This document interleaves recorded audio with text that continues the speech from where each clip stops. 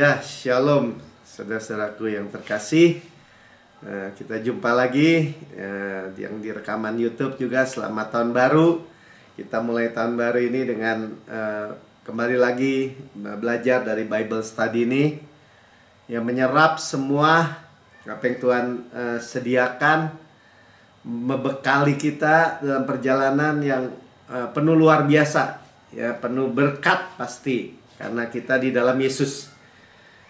Ya, kita masuk di dalam bab yang ke-7 dari buku The Power of the Right Believing, ya. The Power of Right Believing artinya kuasa dari percaya benar.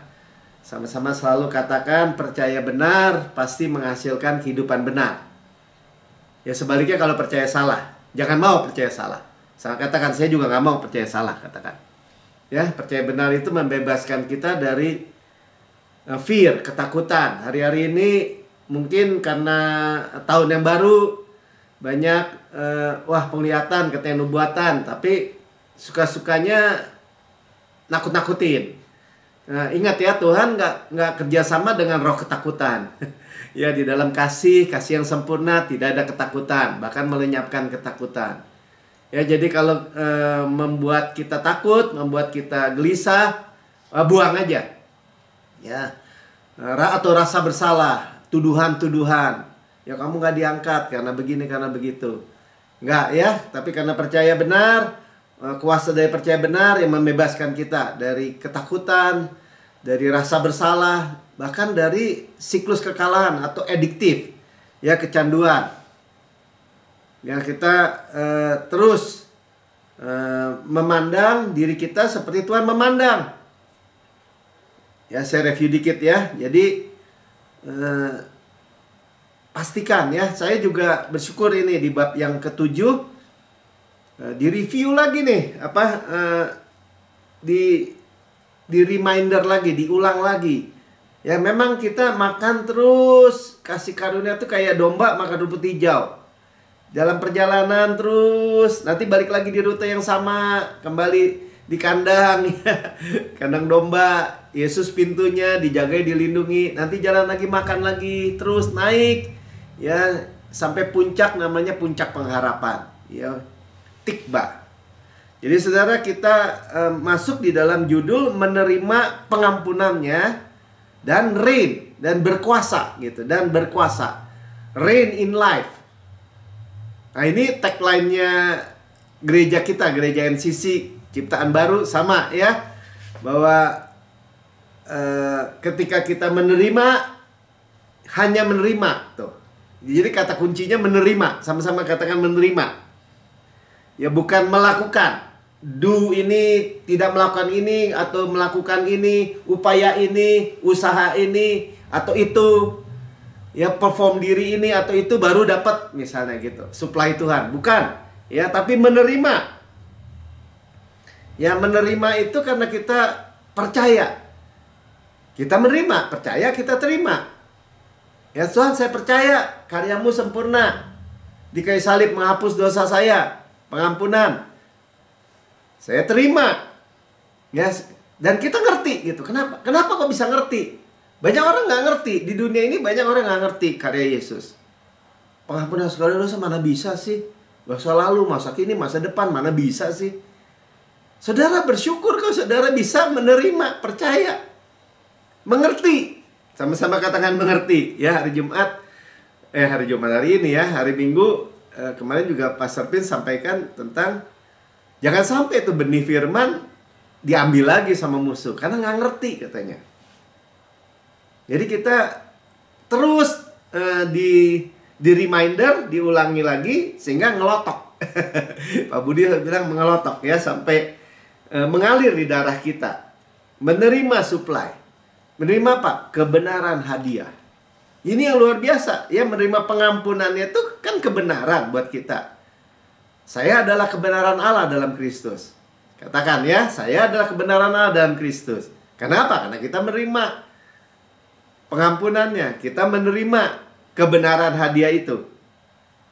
Dan implikasinya, dan hasilnya, dan buahnya pasti reign in life. Berkuasa dalam hidup. Kalau kita reign in life, ya ditakdirkan. Ditakdirkan apa? Ya sudah ditetapkan gitu sama Tuhan. Ketika saudara di dalam Yesus, saudara pasti artinya ditakdirkan tuh. Kalau kita berkuasa dalam hidup, ya penyakit tidak, kemiskinan tidak, kerusakan rumah tangga tidak, kutuk tidak. Jadi jangan sampai salah ucap atau salah deklarasi. Ya kita baca lagi ya Roma 5 ayat 17. Tagline. Ya Pastor Pin selalu bilang ya ketika menulis buku Destined to Reign, ya ditakdirkan untuk berkuasa. Ya buku ini udah di ratusan negara diterjemahkan. Ya bahkan sekarang ada e-booknya lagi. Ya dan terus disebarkan. Tuhan melalui buku Pastor Pin ditakdirkan untuk berkuasa, Destined to Reign, yang berdasarkan ayat ini. Sebab ada penyebabnya. Ya, jika dikatakan oleh dosa satu orang, maut telah berkuasa oleh satu orang itu. Siapa satu orang itu? Ya Adam, ya. Dia makan buah pohon pengetahuan yang baik dan jahat yang Tuhan larang. Yang adalah gambaran hukum Taurat. Nah, buah pengetahuan yang baik yang jahat.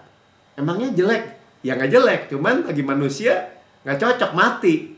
Tuh, maut berkuasa, reign, maut reign. Nah sekarang maut tidak ada lagi, kenapa? Atau di belakang. Maka lebih benar lagi, sekarang kita much more lebih benar lagi, mereka yang telah menerima, sama-sama katakan menerima kelimpahan kasih karunia dan kebenaran hadiah. Tuh ya, anugerah kebenaran, gift of righteousness, gift, hadiah, dihadiahkan. Karena kalau dihadiahkan kasih karunia dan kebenaran Yesus, mau nggak? Mau, sama-sama katakan, saya terima Tuhan.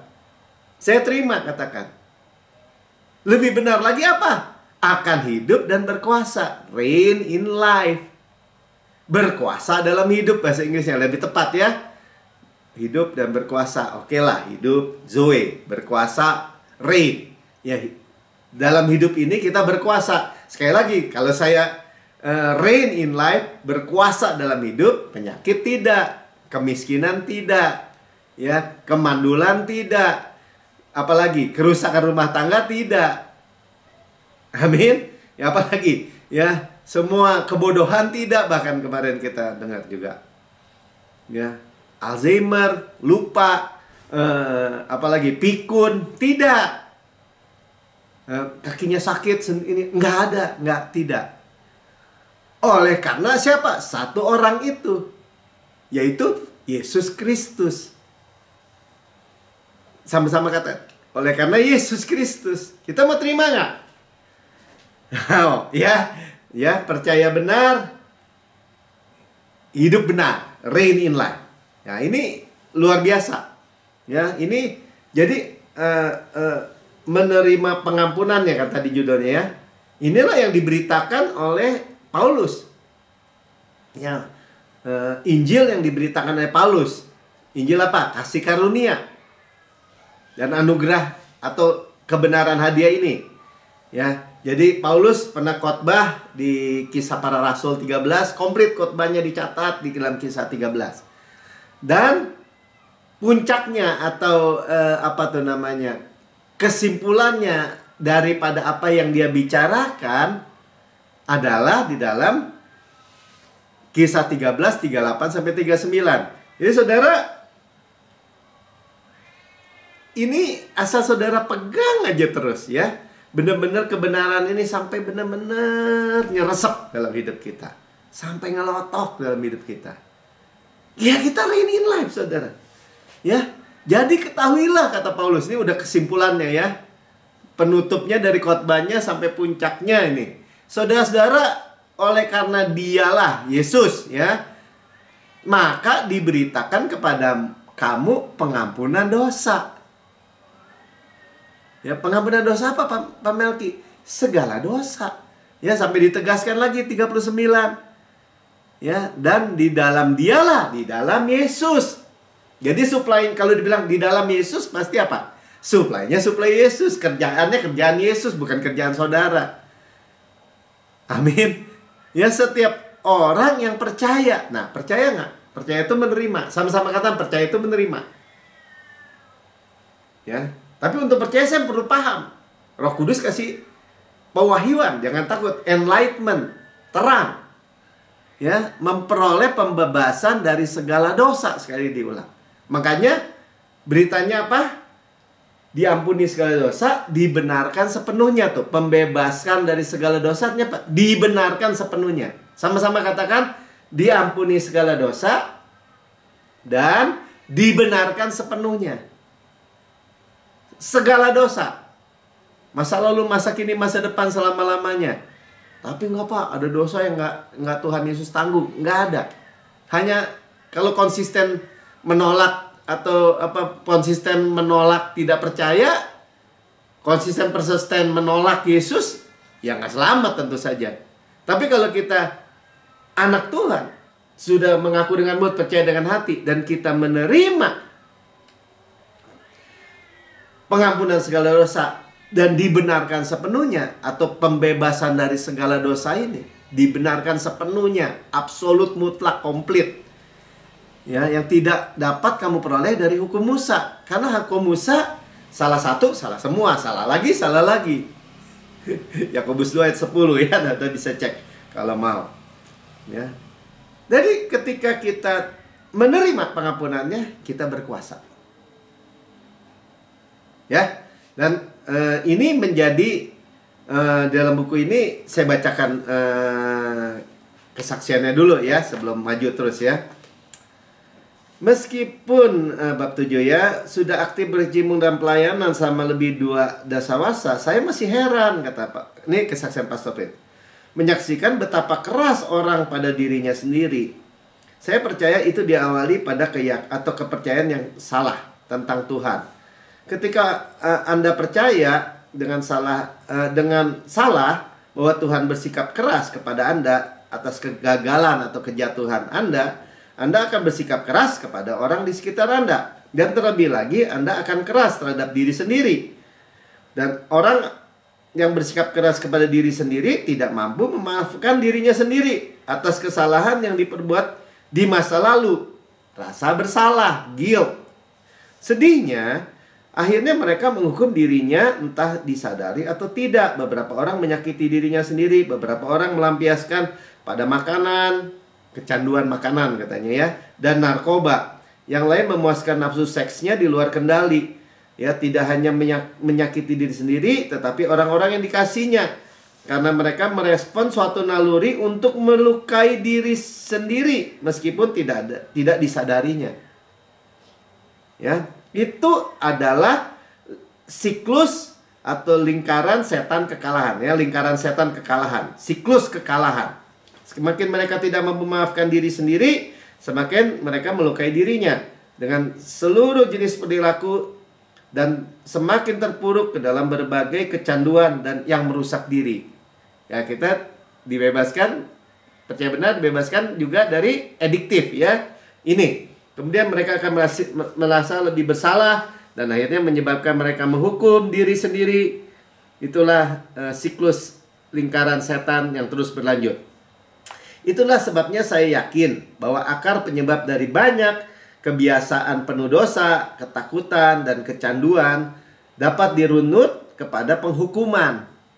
Tidak mau percaya, tidak mau terima pengampunan segala dosa. Ya, saya ingin berbicara kepada Anda saat ini untuk melihat penghukuman sebagai akar permasalahan, sehingga Anda dapat melihat pengampunan Tuhan, sehingga Anda bisa keluar dari lingkaran kekalahan Anda, siklus kekalahan ya, dan melangkah ke dalam siklus kemenangan yang baru. Siklus kemenangan. Apakah Anda hidup dengan rasa bersalah yang tak terselesaikan dan penghukuman? Saya mempunyai kabar baik untuk Anda. Ketika Anda menyadari bahwa hati Tuhan bukan berada dalam penghukuman, melainkan dalam pengampunan, hidup Anda dapat berpaling menuju kemuliaan Tuhan. Ya, saya menyaksikan berbagai perubahan hidup orang-orang saat mereka mengambil langkah iman untuk percaya kasih karunia-Nya dan menerima pengampunannya dalam hidup mereka. Nah, ini pertanyaannya, pernyataan. Ketika Anda menyadari bahwa hati Tuhan bukan berada dalam penghukuman, melainkan dalam pengampunan, hidup Anda dapat berpaling menuju kemuliaan Tuhan. Alih-alih menghukum diri sendiri, mendiskualifikasi diri sendiri atas kesalahan, orang-orang ini mulai mengkoreksi kepercayaannya dan menerima pengampunan Tuhan dengan percaya bahwa Yesus telah menanggung hukuman mereka. Mereka menyaksikan juru selamat yang melayakkan mereka untuk memperoleh setiap berkat atas pernikahan, keluarga, karir, kesehatan, keuangan. Ya, sekarang juga saya ingin Anda melepaskan rasa bersalah dan penghukuman atas segala kesalahan yang Anda perbuat selama bertahun-tahun kepada Tuhan. Ya, bersediakah Anda berdoa bersama saya? Nah, ini yang mau, yang masih dihantui rasa bersalah ini, ikuti doanya, katakan. Ya, Tuhan Yesus, aku tidak ingin hidup seperti ini lagi. Artinya dikuasai rasa bersalah ya. Hari ini aku melepaskan seluruh kegagalan, dosa, dan rasa bersalah ke dalam tangan-Mu. Dan aku menerima pengampunan-Mu ke dalam hatiku sekarang juga. Terima kasih atas darah kudus-Mu yang membasuh lebih putih daripada salju. Sekarang aku berdiri dalam kebenaran, kemurahan, sukacita, dan damai sejahtera-Mu. Dalam nama Yesus aku berdoa. Amin. Simpel itu ya. Ini ada suatu doa sederhana namun sangat berkuasa. Saya mendorong Anda untuk menaikkan doa ini setiap kali Anda gagal dan merasa bersalah serta terhukum dalam hati Anda. Berhentilah menghukum diri sendiri. Jawaban Anda ditemukan pada salib Yesus. Saya berjanji kepada Anda bahwa ketika Anda berpaling kepada Yesus dan mengingatkan diri sendiri betapa Anda diampuni dan dibenarkan dalam Kristus, setiap kali Anda gagal, Anda akan hidup sebagai orang yang diampuni dan dibenarkan oleh Yesus. Dan reign in life. Luar biasa ya. Jadi melalui tadi yang kita baca, Yesus itu mengenal kita, ya, mengenal kita sempurna. Tahu sampai nanti kita baca ya, bahkan kelemahan-kelemahan kita. Semua dia tahu karena dia sudah datang sebagai manusia. Tapi dia tetap mengasihi kita. Itu kebenarannya, saudara. Roma 8 ayat 1. Nah, selanjutnya ya. Demikianlah, ya, kita baca sama saya. Sekarang tidak ada penghukuman bagi mereka yang ada di dalam Kristus Yesus. Kadang-kadang kita heran ya. Begitu banyak orang Kristen kayak nggak bisa baca ayat ini aja. Percaya masih penghukuman. Percaya Tuhan Bapa itu pegang tongkat, wajah kereng, marah-marah, ya, memburu dosa, siap-siap mementung anaknya. Padahal Tuhan sudah jelas bilang, sekarang tidak ada lagi penghukuman bagi mereka yang di dalam Kristus Yesus. Kalau dia masih menghukum kita, ya Bapak Tuhan gak adil kepada Yesus. Karena penghukuman kita yang harusnya menimpa kita telah ditimpakan sepenuhnya kepada Yesus di kayu salib. Sebagai kita untuk kita. Itulah sebabnya ketika kita gagal pun, ya, kita tahu bahwa Tuhan tahu semua seluruh kegagalan, kekurangan, kelemahan-kelemahan kita, tetapi Dia tidak pernah meninggalkan kita. Ya. Dia tetap mengasihi kita sempurna. Amin. Ya, kalau kita baca, ya, yakini lagi. Jadi ini benar-benar review yang luar biasa sebenarnya. Ibrani 8 ayat 12. Sebab aku, kata Tuhan, akan menaruh belas kasihan terhadap kesalahan mereka dan tidak lagi mengingat dosa-dosa mereka. Your sins and your lawless deed, nanti ayat Ibrani 10 ayat 17 ya. itu tidak akan mungkin pernah ingat lagi, mengingat dosa-dosa mereka. Saudara, ketika sebenarnya manusia itu kenapa sih hidup? Ada kecanduan, ada kerusakan rumah tangga, ada dia kena kutuk katanya, jatuh miskin, apalah kejadian apa, semuanya gagal. Sebenarnya semua bermula dari tuduhan rasa bersalah itu, saudara. Ya, papa kamu penyakit jantung, ya kamu keturunannya kena lah. Gula darah, darah tinggi, darah rendah. Apalagi? Ya saya nggak tahu lagi lah. Ya, oh itu mah penyakit turunan. Itu semua iblis ingat-ingatin. Supaya apa? Supaya terjadi lagi turun-temurun. Padahal Tuhan udah tidak ingat lagi. Ya, kutuk keturunan, kutuk nenek moyang. Wah, orang tuamu mah penyembah berhala lah, melakukan hal ini. Siap-siap deh, nanti dihukum tuh. Ayatnya juga bilang, keturunan ketiga keempat nanti dikejar sama Tuhan. Sekali lagi, absolutnya tidak lagi mengingat dosa-dosa mereka. Kenapa? Karena ada darah Yesus, ada karena salib Yesus. Absolut mutlak. Ya, jangan biarkan orang menyuruh kita sadar dosa gitu, fokus dosa. Lebih baik ikuti sama-sama saya. Percaya tadi yang sudah disampaikan. Hati nurani saya sempurna karena korbannya sempurna. Bukan karena kita kebal dosa gitu. Wah, udah gak bisa salah lagi. Wah, bohong tuh Pak Melki. Iya mah pasti bohong kalau begitu. Kita bisa gagal, kita bisa khawatir, kita bisa gagal lah. Tapi kita tahu bahwa Tuhan tidak pernah meninggalkan kita, bahwa Tuhan masih melihat kita sebagai orang benar. Ya, artinya gini, kegagalan kita nggak menyebabkan kita jadi pendosa lagi gitu. Oh, itu mah orang berdosa, nggak jadikan kita begitu lagi. Kita tetap waktu gagal juga kita berkata, saya adalah kebenaran Allah dalam Kristus. Itu bukan munafik, saudara, itu kebenaran. Makanya kalau kita dengar ayat ini, menyalahkan orang benar, membenarkan orang fasik adalah kekejian. Nah, kita melihatnya gini, kalau saya adalah orang kudus, orang benar, kalau saya bilangin, oh saya orang berdosa, itu bukan di alam sama Tuhan, itu menyalahkan orang benar. Kenapa? Karena kita di dalam Yesus. Ya, membenarkan orang fasik, kalau kita bilang, wah tuh dia orang baik tuh, dia selalu melakukan kebaikan, padahal dia nggak percaya Yesus, dia nggak terima Yesus, gitu sih bilang dia orang benar. Itu membenarkan orang fasik, saudara. Itulah ya kekejian di hadapan Tuhan sebenarnya. Karena kebenarannya bukan karena melakukan atau tidak melakukan ini dan itu, tetapi karena karya sempurna Yesus di kayu salib. Yang percaya katakan amin. Amin. Ya, karya sempurna, absolut mutlak, dosa itu udah beres. Ya, Tuhan sudah lakukan di kayu salib. Tuh ya, ayat 10, ini di dua ayat jadi nih. Aku tidak lagi mengingat dosa-dosa dan kesalahan mereka. Dua perkara, dua saksi sah. Sah, saudara. Tuhan tidak akan mungkin pernah ingat. Nggak ada gunanya, sudah bilang ini.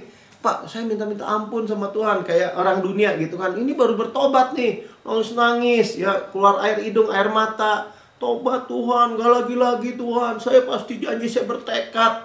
Nggak di alam, saudara. Petrus saja bilang gini, Tuhan, saya pasti tidak akan meninggalkan engkau. Kalau yang lain ninggalin, saya tidak. Saya akan mengikut engkau. Saya bersedia mati denganmu. Ketika kesombongan itu memuncak dengan diri sendiri itu, Tuhan Yesus nggak terpesona tuh. Terus hari ini, terus ayam nggak kokok terus. Sebelum engkau menyangkal aku 3 kali. Nggak sekali, 3 kali. Bahkan dia bukan hanya menyangkal, dia mengutuki Yesus.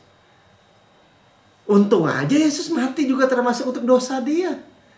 Dan memulihkan, merestorasi dia. Kalau nggak, dosanya nggak lebih kecil daripada Yudas yang menjual Yesus. Yudas nggak ngutukin tuh sebenarnya. Yudas saja masih tahu, wah aku menyerahkan orang benar. Sayangnya dia menggantung diri sendiri, bertekad tuh, atau menghukum diri sendiri yang tadi kita baca tuh kesaksian tadi. Itulah menghukum diri sendiri, seolah-olah dia mengabaikan ada yang tergantung buat dia di kayu salib, yaitu Yesus, buat dosa-dosa dia. Kalau dia bilang ini, waduh, gue udah salahin Yesus, ya tunggu aja, Tuhan Yesus, saya terima. Selamat nggak? Yudas, selamat. Karena dosa dia juga ditanggung oleh Yesus, saya percaya, kita percaya. Ya, jadi kegagalan kita bahkan tidak membuat kita menjadi pendosa lagi, ya. Jadi percaya benar itu, identitas posisi kita itu nggak bisa berubah. Kita nggak bisa entar di dalam Yesus, entar di luar Yesus, entar di dalam Yesus, entar di luar Yesus, nggak bisa, ya. Dan itulah kuasa untuk mengalahkan setiap kecanduan atau kebiasaan buruk. Saya adalah kebenaran Allah dalam Kristus. Jatuh, saya adalah kebenaran Allah dalam Kristus. Berapa kali, berapa sering kita baca praise report itu di seluruh dunia. Dia kecanduan narkoba, dia kecanduan pornografi, dia kecanduan apalagi yang lain, judi, zina, dan segala macam. Dan bilang, saya adalah kebenaran dalam Kristus. Fokusnya matanya pada Yesus. Dosa nggak berkuasa lagi. Jadi saudara, ketika saudara dan saya percaya Yesus, kita ciptaan baru. Kita udah dengar, kita ciptaan baru. Ya, ulat sudah jadi kupu-kupu. Kupu-kupu terbang tinggi, tapi bisa jatuh mungkin ke sampahan. Nggak jadi ulat lagi, saudara. Atau seekor domba, ya, sudah diubahkan. Ini domba ikut jatuh ke lumpur. Domba bilang, enak ya main lumpur, main kubangan. Enggak. Nature-nya domba pasti nggak enak. Tapi waktu dia jatuh ke lumpur, nggak tiba-tiba berubah ting jadi babi gitu. Enggak, saudara, kita ciptaan baru di dalam Kristus. Kita dibenarkan di hadapan Kristus. Tuh artinya. Sama-sama dengan saya dibenarkan di hadapan Kristus. Amin. Ya, nature baru. Yang jelas domba sukanya rumput hijau. Rumput hijau kita tahu firman Kristus. Kita suka dengar firman kabar baik. Kita terima. Jangan ada, biarkan seorang pun, atau ya kalau kita bilang mafia-mafia agama itu menarik kita lagi dari kebenaran ini. Posisi bersama Yesus selama-lamanya. Yang percaya katakan amin. Ya, Roma 6 ayat 14, ayat yang terkenal yang sering kita juga baca, ya. Sebab kamu tidak akan dikuasai lagi oleh dosa. Ya. Gimana Tuhan? Karena kamu tidak berada di bawah hukum Taurat. Jadi kalau dibalik, kalau kamu berada lagi di bawah hukum Taurat, jatuh dari kasih karunia, dikuasai lagi sama dosa. Kalau tetapi di bawah kasih karunia, kita bertekad di bawah kasih karunia. Saya ada kebenaran Allah dalam Kristus, pengampunan segala dosa, dibenarkan sepenuhnya, saya reign in life.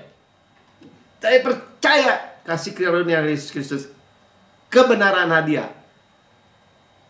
Dosa nggak punya cantolan, saudara. Mau nyantol di mana? Iblis aja nggak bisa mendakwa kita lagi. Jadi effortless, ya, berbuah, pasti berbuah sama-sama kan. Itu yang disebut reign in life, berkuasa dalam hidup. Nggak mungkin berkuasa dalam hidup itu siapa?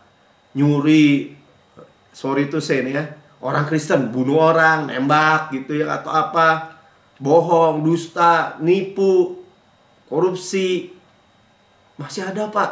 Kalaupun jatuh, tetap saya ada kebenaran dalam Kristus. Tapi Pak, kalau gitu nggak kapok. Siapa bilang? Sekali lagi, kita pastikan ya di dalam 2023 ini memiliki kebenaran, kepercayaan yang benar.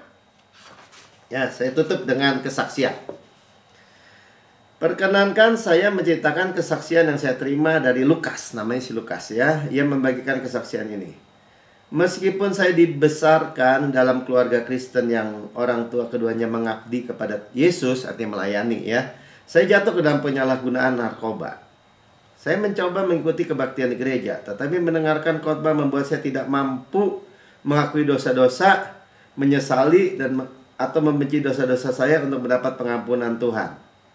Biarpun diminta-minta ampun tetap nggak bisa. Ya, kemudian suatu hari seorang sahabat saya memberikan buku Destin to Reign karya Anda. Kata si Lukas ya, buku ini mengguncang spiritual saya. Saya merasa bahwa dosa bukanlah masalahnya. Masalahnya adalah saya tidak memahami kasih karunia Tuhan dan juru selamat saya. Ketika saya menyaksikan karya sempurna Yesus, saya menyadari bahwa Tuhan tidak berada di atas sana dengan tongkat besar sembari menunggu saya berbuat salah. supaya ia dapat memukul saya. Seperti tadi cerita tadi saya ya.